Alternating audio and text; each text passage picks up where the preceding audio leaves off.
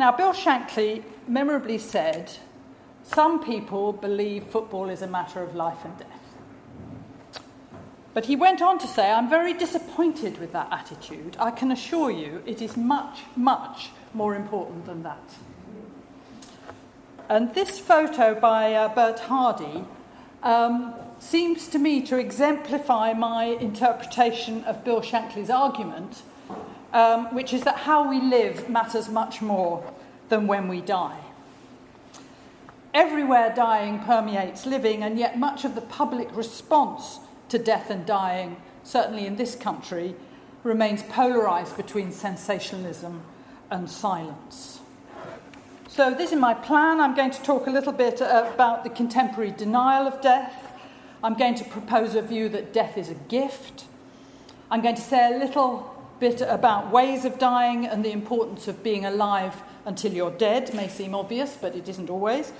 And finish with a few of the links between death and the imagination. Now, I haven't been a GP for 3 years now. It's an odd transition, but because almost everything I know about anything, I've learnt from one or other of my patients. And a particular one that I remember a great deal is an elderly woman who's admitted to hospital having collapsed in her warden-supervised flat, and the warden calls the ambulance, and she ends up in hospital. She's in her late 80s, she's a widow, and she's very frail. But nonetheless, she's immediately, evidence-based medicine for you, admitted to the coronary care unit. She gets the whole array of things you should have when you have a heart attack. So she had the clot-busting stuff. She was on intensive care. She made a good recovery, and she was discharged home apparently well a week later. You're looking very worried. At that point, I went to see her, and she was very grateful, as old people tend to be. But she was actually profoundly shocked by what had happened to her, and she explained to me that her husband was dead, almost her entire generation of friends were dead. She was very frail. She couldn't do any of the things that she had previously liked to do. And she didn't have much desire to live much longer.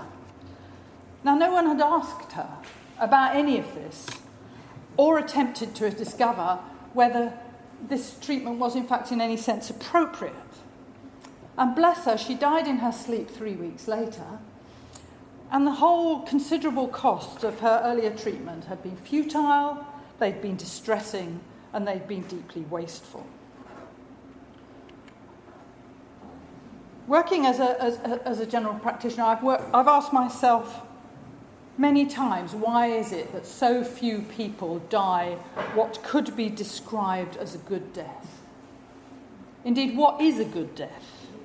What manner of dying do we want for ourselves, and do we want for those we love?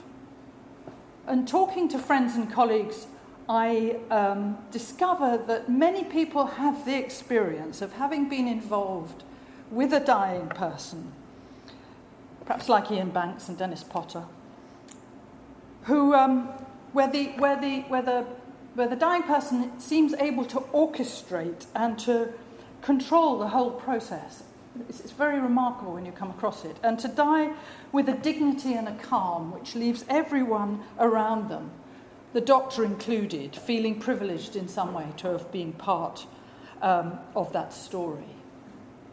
And in some way even enriched by it. But it's striking how rare those deaths are, in fact. And so many more are bungled and undignified and marked by overwhelming fear or suffering or both, and leaving those remaining, again including the doctor, with feelings of anger and guilt and sorrow. So what goes wrong? This is the American artist Alice Neal's 1953 portrait of her mother, and it's entitled The Last Sickness. And what is this old lady experiencing? What are her hopes and her fears? What does she want? And in his extraordinary account of a family doctor in the 1960s, John Berger wrote this. He wrote, "The doctor is the familiar of death. When we call the doctor, we are asking him to cure us and to relieve our suffering. But if he cannot cure us, we are also asking him to witness our dying. The value of the witness is that he has seen so many others die. He is the living intermediary between us and the multitudinous dead. He belongs to us as he has belonged to them. The problem being that during the last 100 years, the spectacular success of scientific medicine has actually allowed doctors to turn away from this traditional role of the familiar of death. And the technological challenge of prolonging life has taken priority over the quality of the life lived. And by dangerous and insidious processes, we've lost sight of what I was trying to argue before. We have lost sight of the fact that how we live matters more than when we die. And perversely, that is nowhere more clear than in our care of the dying. This is what life is like now. You know, today's worry is even worse than yesterday's worry, and the worry is the worst worry. You know, I think people will recognise this crescendo of health anxiety that we're bombarded with, because the hubris of scientific medicine fuels ever-increasing public expectations of perfect health and long life. And these processes are eagerly exploited by journalists and by politicians, and perhaps most of all by the pharmaceutical industry. And the aim of healthcare and the end point against which it's evaluated has become, to a very great extent, the simple prolongation of life. We talk all the time about preventing deaths, as if deaths could ever be prevented rather than merely postponed. We indulge in activities and restraints that we suppose will make us live longer, and the timeliness of many deaths seems never to be mentioned. And the huge amount of money that can be made from health preventive technologies has diminished the economic importance of treatment technologies, particularly for those illnesses that primarily affect poor people in poorer countries. And this has meant a shift of attention from the sick to the well all over the world. And this is the point about greed and fear that Clive mentioned, because it's the rise of preventive technologies that opens up this huge new arena of human greed for a longer and longer life.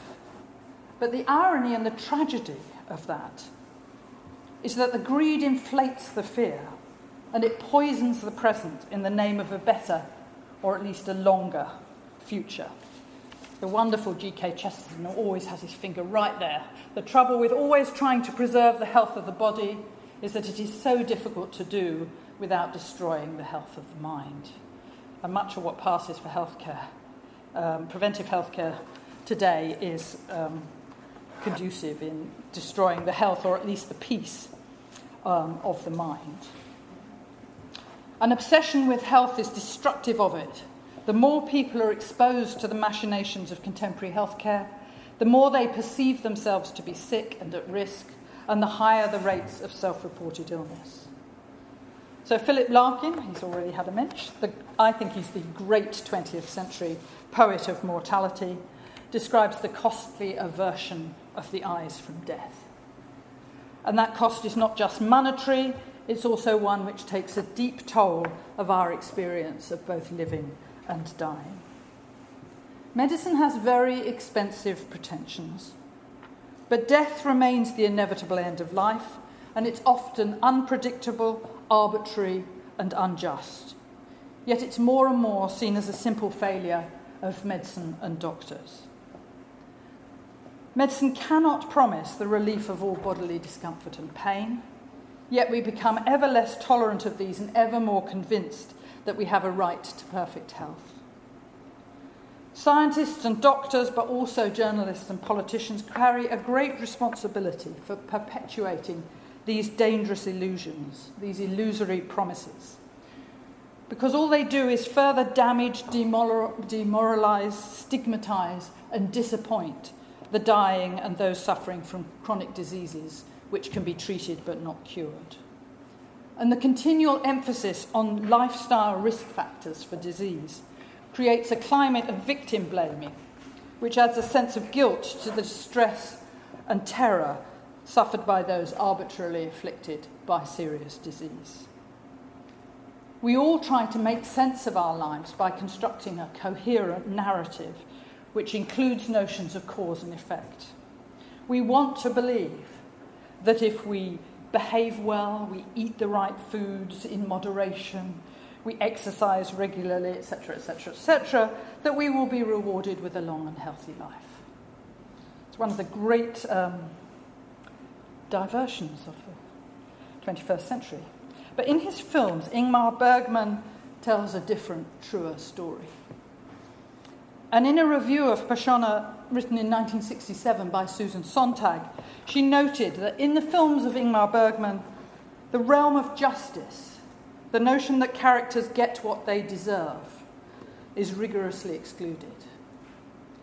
And as if to further emphasize the truth of this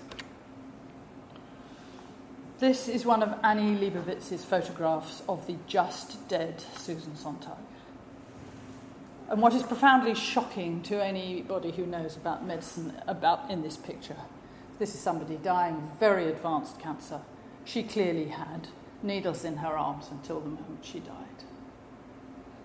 It just emphasises those statistics that Clive gave you at the beginning of the rate of intervention, the technologisation of death. To the extent that it's now almost impossible to die with dignity in the USA unless you're poverty-stricken. These comforting words, written by Christopher Ricks, the literary critic, and he described in his book about Samuel Beckett, and he describes Samuel Beckett as the great writer of an age which has created new possibilities and impossibilities, even in the matter of death, of an age which has dilated longevity until it is as much a nightmare as a blessing. And Beckett's Malone Dies is perhaps the most authentic memento mori of our own time, at least in the English-speaking world.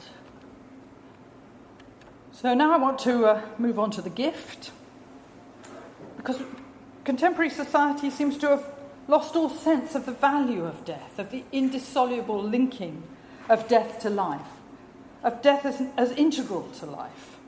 And the 17th century English physician Sir Thomas Browne was very clear. We are happier in death than we should have been without it. And because paradoxically, it's death that gives us time and its passing, without which we would be lost in a welter of eternity, with no reason ever to act or indeed to live.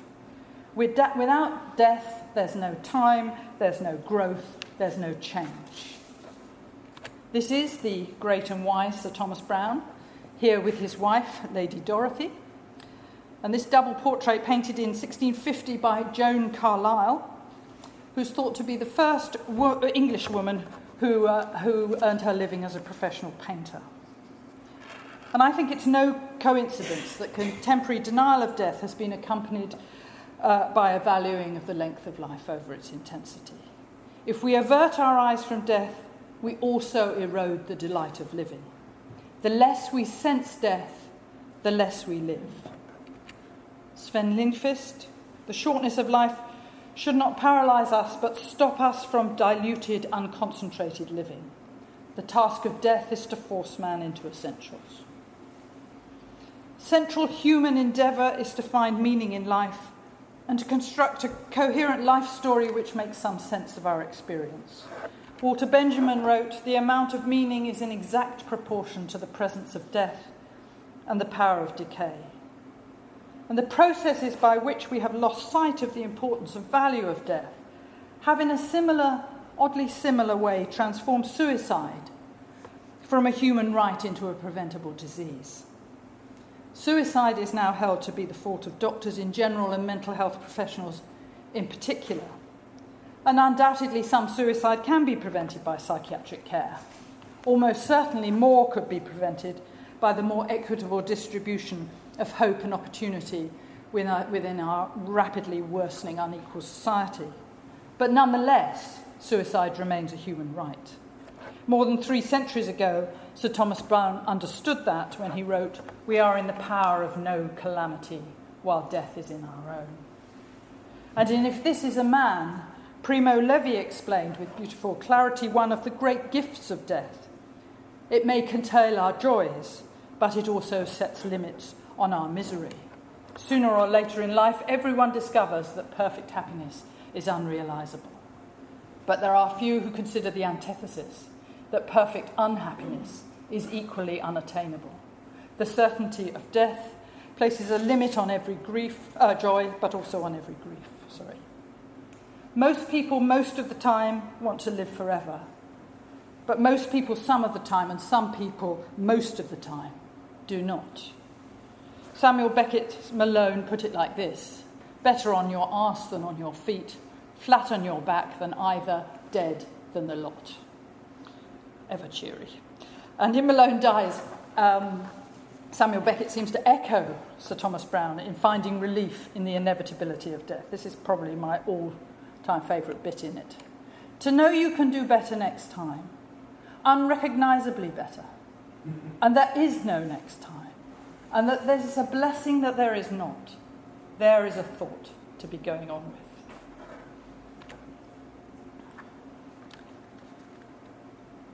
Now, there's a view that sudden death is easier for the one who dies, although tougher for those left behind, whereas the reverse is thought to be true for a slower, more protracted death. But on closer examination, this is perhaps another manifestation of the contemporary denial of death. The belief that a sudden death is better for the one who dies is one that attaches no value to the opportunities provided by a final illness or the last sickness, because these include the chance to leave one's affairs in order, to contribute to the planning of one's funeral, more importantly, to share and relive memories, to say farewell, to give and seek forgiveness, and to say the things which should be said. From War and Peace, when two people quarrel, they are always both at fault, and one's own guilt suddenly becomes terribly serious when the other is no longer alive. While there is time, there are always things which should be said and done. Philip Larkin again. The first day after a death, the new absence is always the same. We should be careful of each other. We should be kind while there is still time. Dying gives us an opportunity to make life whole. A sudden death is oddly unfinished, and it is perhaps that sense of incompleteness which adds to the distress of those left behind. Dying is an integral part of living and part of the story of a life. It is the last chance to find meaning and make coherent sense of what has gone before. Finding meaning in a story of a life is an act of creation. This is the great Brian Friel. An autobiographical fact can be pure fiction, and no less reliable for that. It's a bit Irish, but then he is Irish.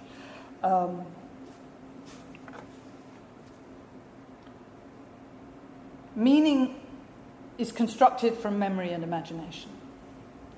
Every day, each of us selects and makes explicit perceptions from the myriad of sensations, thoughts, and feelings that are experienced. And these perceptions become fixed in memory and used to create a story of that day, and cumulatively, the story of a life. We have to be selective about what we put into that story. You couldn't remember everything. This is Milosh. To know and not to speak, in that way one forgets. What is pronounced strengthens itself. What is not pronounced tends to non-existence. And coherence, dignity, and meaning within the accumulated story make it possible for the protagonist to die with a sense of worth and achievement. And this perhaps explains the significance of retelling and reliving important events at the end of life, and the very real comfort that can be realised for both the dying person and those who will be left behind by talking through past events, looking again at shared photographs. Relatives and friends can continue that narrative even after the person is too weak to contribute, and in so doing, give comfort to everyone. What we need perhaps is a secular version of shriving, that old ritual of hearing confession, imposing a penance, and granting absolution. This could provide the opportunity to review a life and to make an account, to salve bad memories, and allow for expressions of remorse and forgiveness. The giving of short shrift, cutting off any sense of the wholeness of a life, has become endemic, and both the living and the dying are the poorer for it. The demise of formal religion has left many of us with a sense of lost ritual. And in a secular age, the challenge is surely to find ways in which secular art and music can contribute to secular ritual and provide a context within which people can live their dying, as sacred art and music has done before.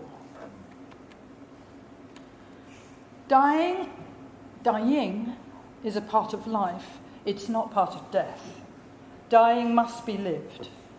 Samuel Beckett's Malone understands this very clearly. All I ask is that the last of mine, as long as it lasts, should have living for its theme. That is all. I know what I mean. If it begins to run short of life, I shall feel it. Now, it's difficult to die. The transition from a strong, healthy body to one capable of slipping gently away into death is hard. And unless it's the result of sudden and overwhelming catastrophe, the transition cannot be achieved without experiencing fatigue and weakness and other physical symptoms of debility and decline.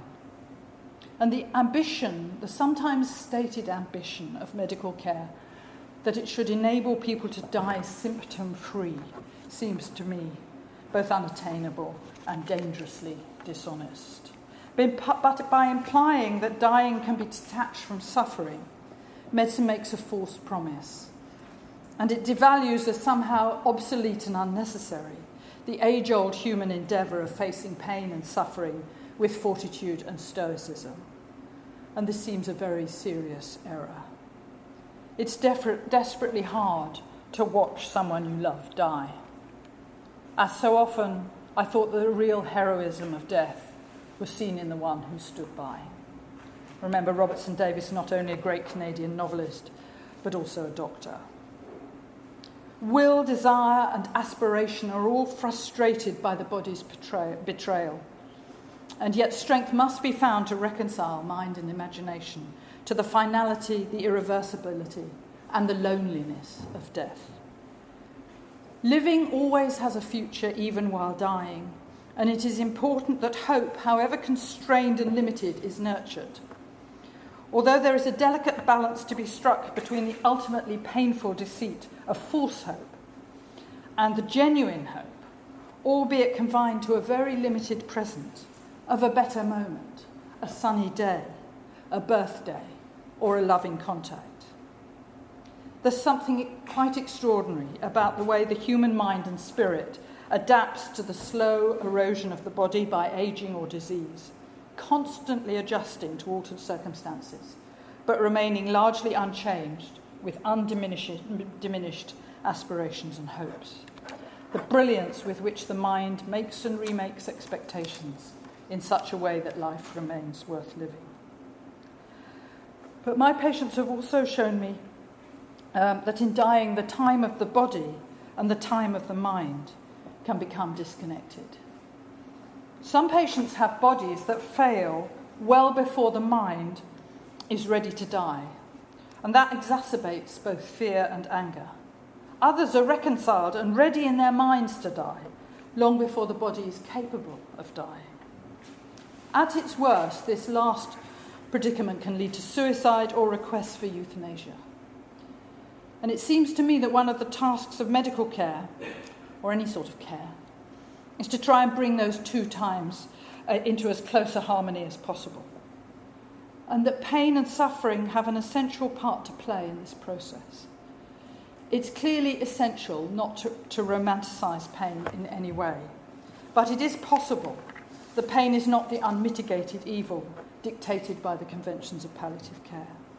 Could it be that the presence of pain reduces frustration and anger, because pain and suffering in some way help the sufferer to become reconciled to death. Certainly what happens to Prince Andrei in War and Peace. It seems that all the things we fight against, illness, pain, and aging, are in some strange way the things that make it possible to die. Human lives span past, present, and future. And during his last illness, a friend once told me that his past seemed a failure, his future almost non-existent, and he was trapped in the misery of the present. And the response must be not only to reduce the distress of the present and to attempt to locate some hope, however small, within it, but also to take an inventory of the past, to explore memory, to tell a story of achievement, to say explicitly and repeatedly all the precious things that too often are only said at funerals. Doctors need to find a way of being a useful part of this necessary exploration without intruding and without assuming understanding where there is none. And as usual, Malone puts us in our place. I have had a visit. Things were going too well. I had forgotten myself, lost myself. I exaggerate. Things were not going too badly. I was elsewhere. Another was suffering. Then I had the visit. To bring me back to dying, if that amuses them. The fact is, they don't know, neither do I, but they think they know. It's a salutary passage for any healthcare professional. A destructive intrusion into the delicate balance that constitutes a good dying can also be physical and more obviously medical. Malone again. And when they cannot swallow anymore, someone rams a tube down their gullet or up their rectum and fills them full of a vitaminized pap so as not to be accused of murder. Now, that was written more than 60 years ago, and it has become relentlessly truer and truer over the intervening years. Medicine has not learned when to stop. But it is, of course, very difficult to identify the moment when the pursuit of improvement in a person's condition has become futile, and it's time to switch from treatment to comfort. It's sometimes easier with cancer when patients and those who love them are often expecting deterioration. But it's much harder with those who are gently losing the battle against an accumulation of chronic diseases, especially when they are old and frail. Yet old people often help doctors by saying if they are given a chance, if, it's a big if, that they themselves do not wish to struggle any further. And it's often much harder for those who will be left behind to accept that kind of giving up. So lastly, a teeny weeny bit, because it's not my field, it's their field, death and the imagination. Lines from the Irish poet Thomas Kinsella can help us, I think, make the link. He wrote, "There is no end to that which, not understood, may yet be noted and hoarded in the imagination. The experience of death cannot ever be said to be understood by the living. And yet, as all the works in the exhibition show to some extent, it is most certainly hoarded in the imagination." This is George Steiner. I've got a thing about ancient philosophers. This is George Steiner, 84. Still got a somewhat roguish twinkle in his eye. And he helps me find a very clear link, positively prosaic link between death and the imagination. The extraordinary human ability to imagine beyond death. Because he writes, our subjunctives, our conditionals, our optatives, the if clauses in our grammar, make possible an indispensable, radically human counterfaculty. They make it possible for us to alter, reshape, fantasticate, cancel out the material constraints of our biological imperial world. They are the woken dreams which give license to consciousness, which empower us to put into words the weather on the Monday morning after our own funeral. Thus all futurities, but also the articulation of remembrance, turn on the fictive genius of grammar. And this is the German philosopher Hans-Georg Gadamer, who died in 2002, aged 102. He has a lot to say about death, and I think it's because he had a great deal of time to think about it. And he anticipated George Steiner. Maybe George Steiner got it from Gadamer. Man's very ability to envisage his own future lends to it such a tangible presence that he cannot grasp the thought of its actually coming to an end. We can be said to have a future for as long as we are not aware that we have no future. The repression of death reflects the will of life. Here is Edvard Munch grappling pretty nose to nose with his own mortality. This is Gadamer again. The experience of death occupies a central place in the history of humankind. We could perhaps even say that this experience initiated the process of our becoming human. As far back as human memory extends, we can recognise an undisputed characteristic of human beings, that they perform some kind of funeral rite.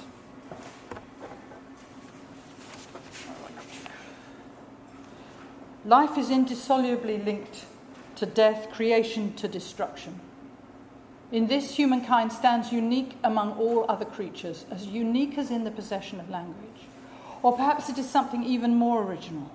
In any case, the evidence of rituals connected to death in early history extends much further back than do the records of human speech. Seems something worth thinking about. Art has always been and will always be essential to finding meaning in mortality and finitude. This is another old philosopher, this time Mary Midgley. And since people's deepest ideas about the meaning or meaninglessness of life are largely forged in everyday life and in the arts, we would surely do well to pay serious attention to these, wherever we can find them. Hooray to that. And this is the literary critic James Wood. Literature can no more explain suffering than can science or religion, but it can describe it better than either. If great suffering forces theology into embarrassed silence and atheism into cocksure noise, it prompts literature to measured lament, which is all we have right now. And I think, again, there's evidence of measured lament in the exhibition. The great German artist Anselm Kiefer writes, "There is a special border, the border between art and life, that often shifts deceptively. Yet without this border there is no art. In the process of being produced, art borrows material from life, and the traces of life still shine through the completed work of art. But at the same time, the distance from life is the essence, the substance of art, and yet life has still left its traces. The more scarred the work of art is by the battle waged on the borders between art and life, the more interesting it becomes." And oddly, I think you could write that entire passage substituting death for life, and it would remain just as true. This huge artwork by Kiefer from 2000 is called The Hierarchy of Angels. I love his stuff. And he writes, "Heaven is an idea, a piece of internal knowledge. It is not a physical construction. The palaces of heaven are still a mystery, and I am making my own investigation. Obviously, this is not just about travelling through palaces, but travelling through yourself in order to know yourself. Travelling through ourselves towards death in order to know ourselves, in order to fully live." This woman is one of my great heroes. I love people who refuse to do what their doctors tell them to do. She's clearly been doing that for a long time. She clearly knows that, in Diana Athol's words, she is somewhere toward the end. She still seems to me to be determined to savour the million-petalled flower of being here. This is my last slide. Tango in the graveyard in Bunhill Fields in London, where William Blake is buried, taken by my delightful husband. If we are to have any hope of forging a more humane contract between science and nature in our approach to dying, we will need all the help we can get from all the different dimensions of human wisdom that are explored within the arts.